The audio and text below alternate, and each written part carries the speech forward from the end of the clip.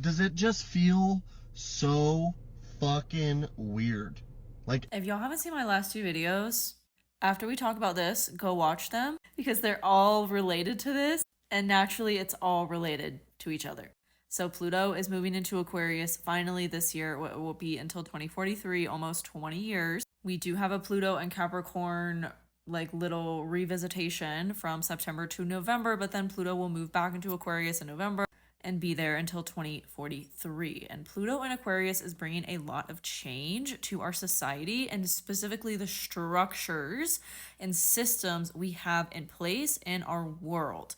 Because Aquarius's rulers are Saturn, system and structures, and Uranus, chaos, innovation, change. Pluto, the unveiler of truth and secrets, and the planet of transformation and death and rebirth, is bringing that energy to our systems, our structures, and how we function as a society and the innovations we need to make in order to function better and to be reborn. And change is very chaotic. It is not easy. And it is usually not very fast either. When I learned how intuitive I was back in 2021 and I really started to live in alignment with my intuition and trust these like hits and downloads and nudges I was getting around certain things, most of the major ones I was getting back then, and this is not to scare anyone, this is just be prepared for what's coming because I'm now seeing it happen and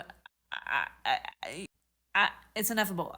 I'm at a loss for words. I don't even know how I feel about the fact that I intuited that these things were happening and now that they are. So one of the major things that I heard back in 2021 was there's going to be a lot of natural disasters and there's going to be food shortages. There's going to be changes to the food supply. I don't know if y'all have noticed, but lately grocery shopping, the produce I get goes bad really fast, which I'm not against because I do shop for organic produce and it shouldn't last forever. That was odd to begin with, but it should not be the case that I buy potatoes and the next day, because I didn't use them, they're sprouting. Like, that's not normal and not okay. And that's what's been happening lately. So that tells me already, just without knowing anything else, that, oh, something's going on with the food. There is a shortage of supply somewhere, somehow, because that's not normal. And I think this is why we're seeing an increase in costs as well. There's less supply,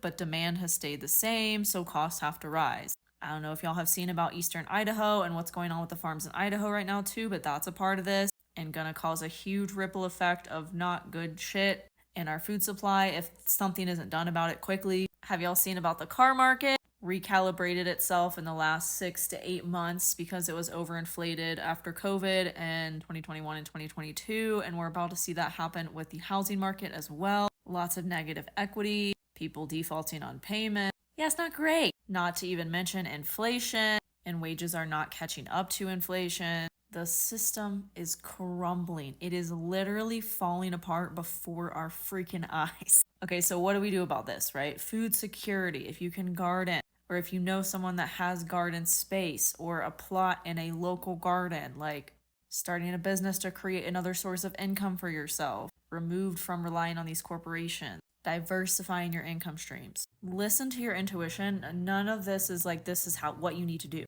Where you are, your life circumstances, your life story are dependent on what is best for you to do at this time to navigate through these changes. So listen to your intuition. What you're drawn to, what you're led to, what you feel called to do is what's right for you. No one else can tell you what that is. Another thing I recommend is getting an alternative mode of transportation, whether that's like an electric scooter, electric bike, road bike, being somewhere where you can walk to places, because shit's only gonna get weirder. But if you're prepared, it won't be that bad. And we'll get through it to rebuild the systems and structures that we've needed in our society for far too long.